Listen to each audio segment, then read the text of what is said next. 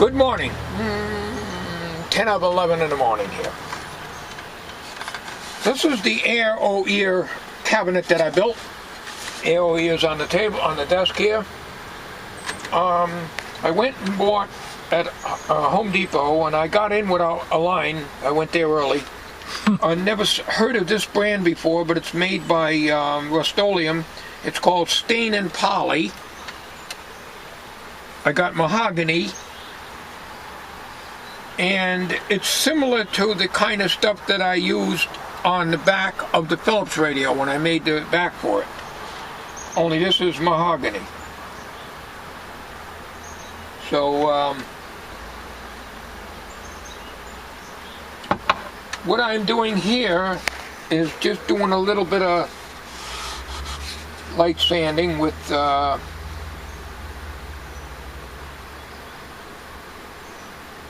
I don't even know what grit that is. It doesn't say.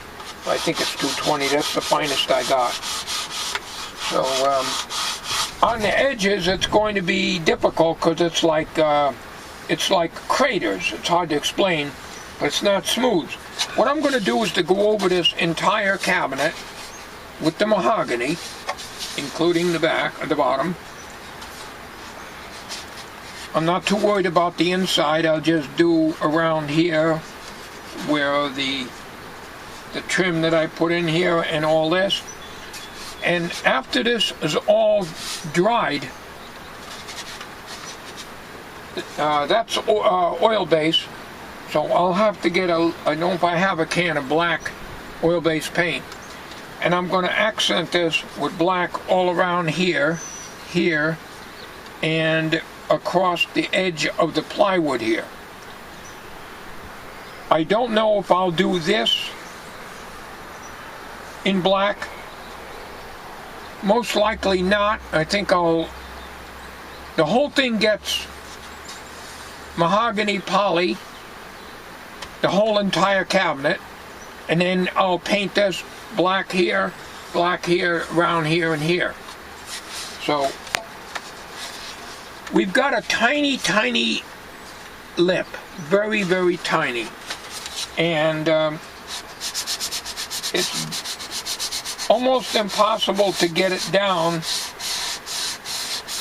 without going cross grain when you're sanding it onto here, and I don't want to do that, and it takes forever to do it this way. So I may not be able to get this down. It's probably, I don't even think it's a 1/16 of an inch. So I'll be doing the sanding off camera, of course. I'm only doing this while I'm talking to you. And that's the project for today. And the back, which I've already made, that's nice, is going to have the poly on here also. Looks good. Got holes in it for ventilation, yeah. Okay.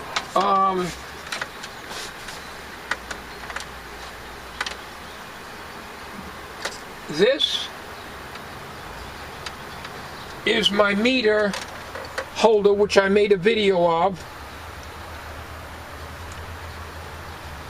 But the meter kept sliding off, and I had to have a rubber band around it, so I needed sides on it. I never made sides to it. The Fluke 73 fits in there with room on each side. I have a wide meter that'll just barely fit in there, so that's why I figured I wouldn't have sides on it. The only way I could really do it is to cut two pieces and just edge glue them, and the masking tape is to keep the glue from running out. So I've already glued this. Now I'm gluing this part.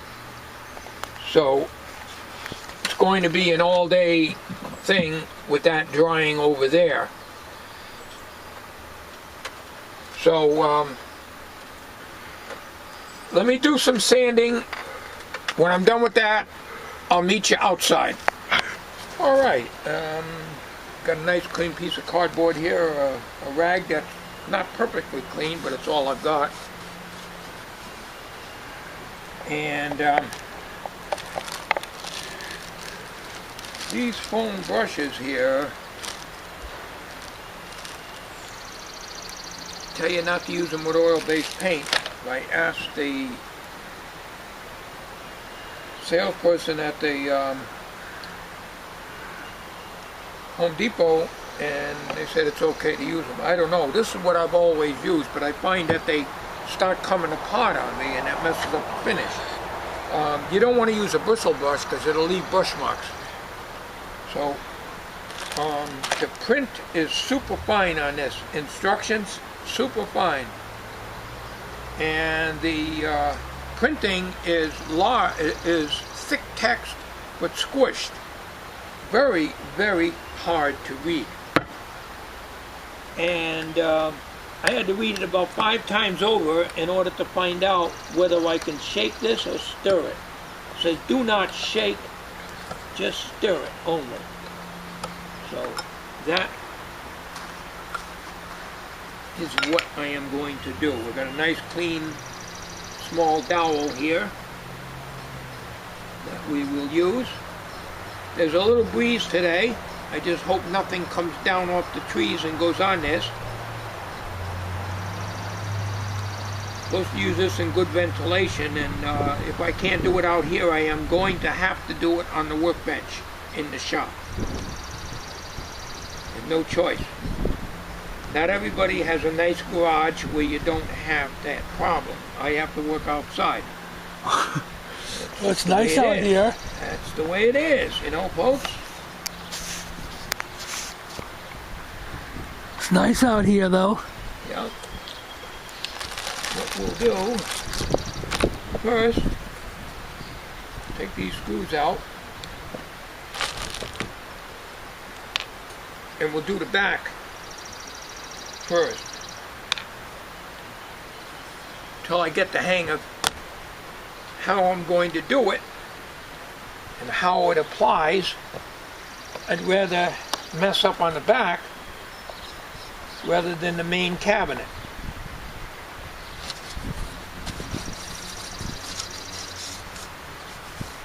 I sanded it as best I could. It's a brown color, looks like. It's a mahogany. I always like mahogany or walnut.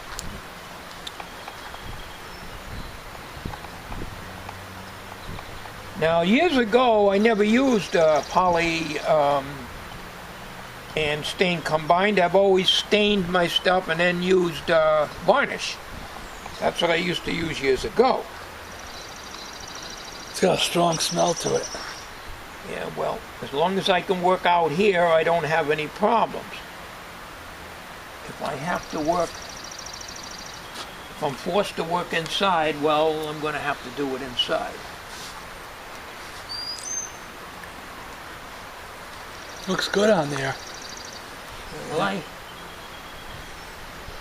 it's kind of hard. It's not like when you're staining something and you use a rag to put the stain on, but you don't use a rag to put this on.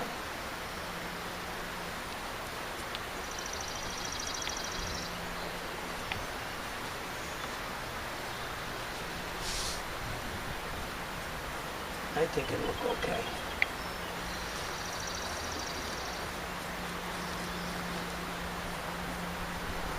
After all, as I said, I'm no cabinet maker. Stuff I do is half-ass most of the time. Not a big deal, though, you know? Nope. You do it because you enjoy it. That's right. And I like to do things quick. I don't have a lot of patience to, I try to do as best I can. But some guys would be really, really into it where every little thing, if it's not perfect, they'll do it over or whatever. Not me. As long as it's not, you know, messed up real bad.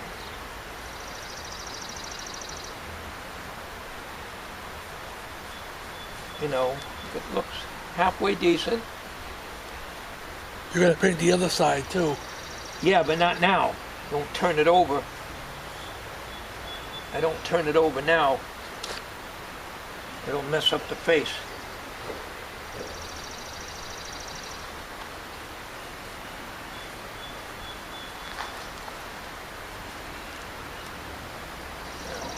Try to get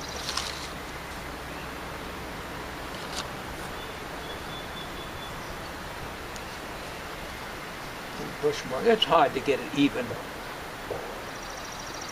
I think you get a much better finish using separate stain, but that has to dry for 24 hours, the stain. This, you just put it on and it just sets up pretty quickly. Matter of an hour or two and you can put a second coat on, but I'm not putting a second coat on. This is plenty dark enough as it is.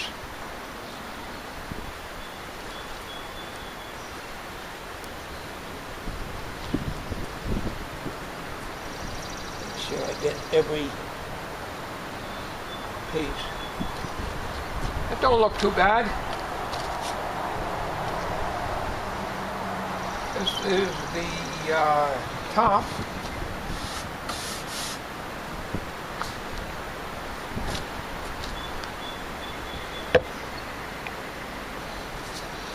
Nice little cabinet you made. Yep. Yeah, it'll do.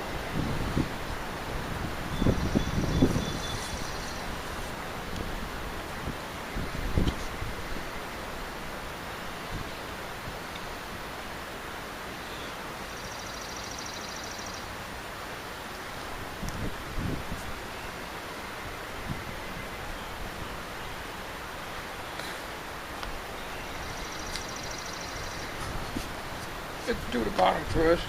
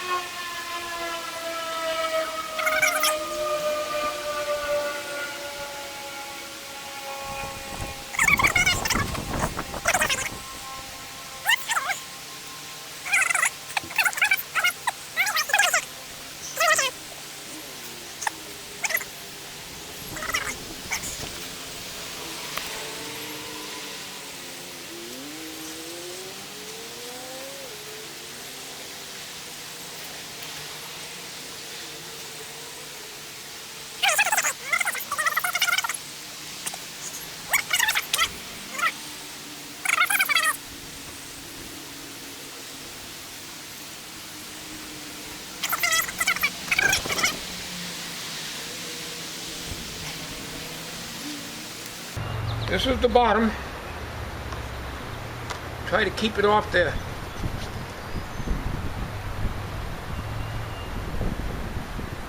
cardboard by putting them on these little small dowels, hopefully.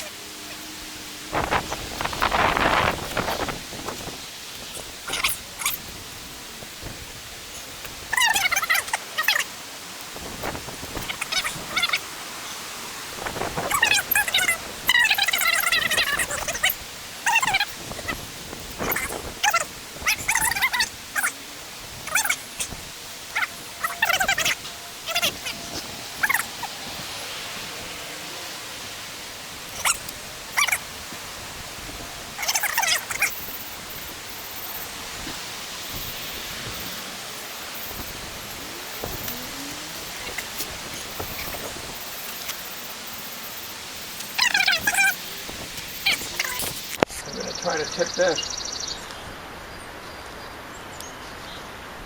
on its back.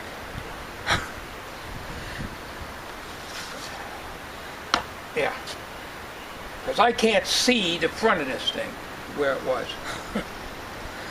And see, I missed a lot of spots.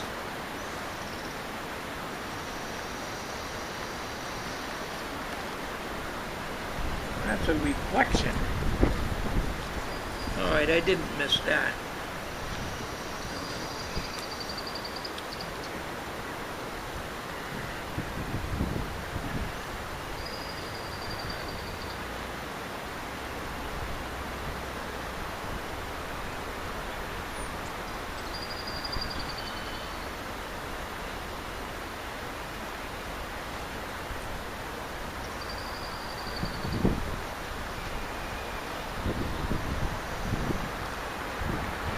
This edge here, all these edges here in the front will get accented with black paint, including the edge of the plywood, the 3/4 inch plywood base.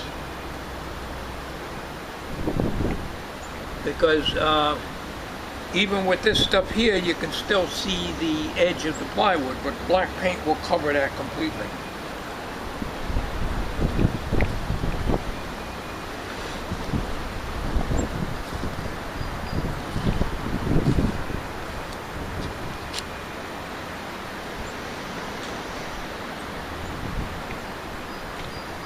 At least there's plenty of light out here you can see. Yeah, but it's a reflection. Sun.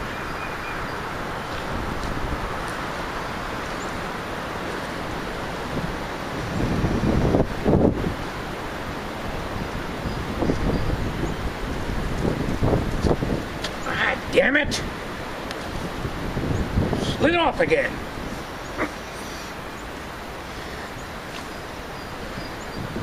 Sitting on the damn cardboard. No choice, I'm gonna have to put this can up against it even if it hits the finish. I gotta keep that from moving. Gotta keep that from moving.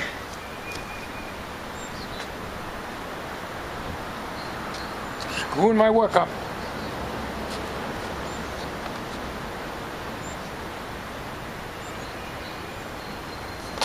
This is the back. I don't care too much about whether that's finished or not. I just want to smooth off the runoffs from the front that came through the holes here.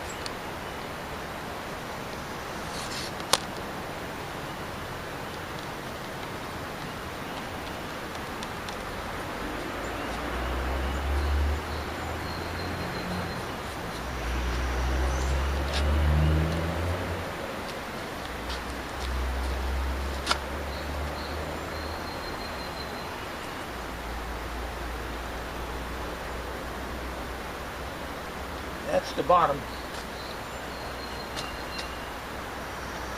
I'm not too worried about that because there's going to be 4 felt circles put on the bottom of this. You know, when all's said and done.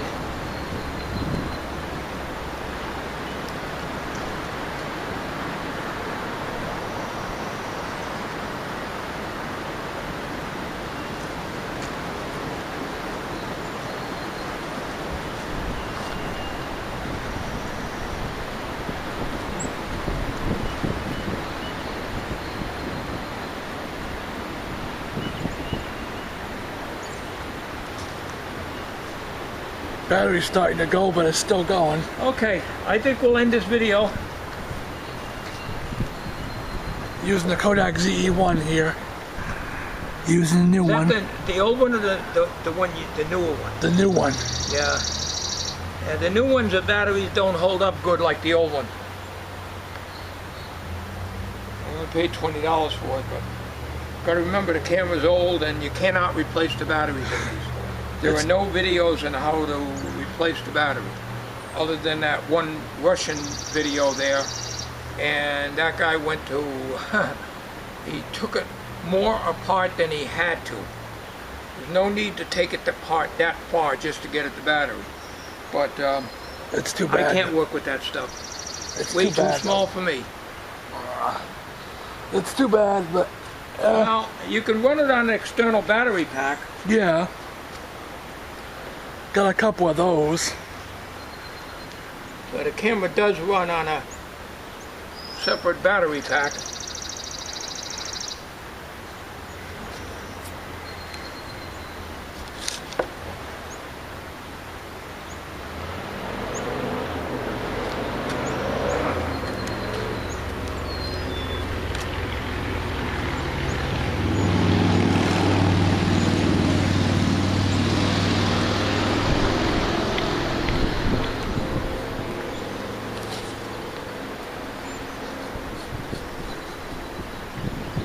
All right.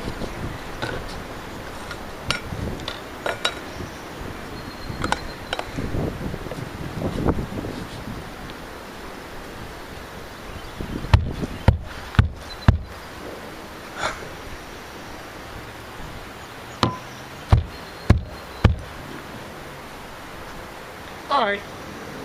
That's it, folks. Thanks for watching.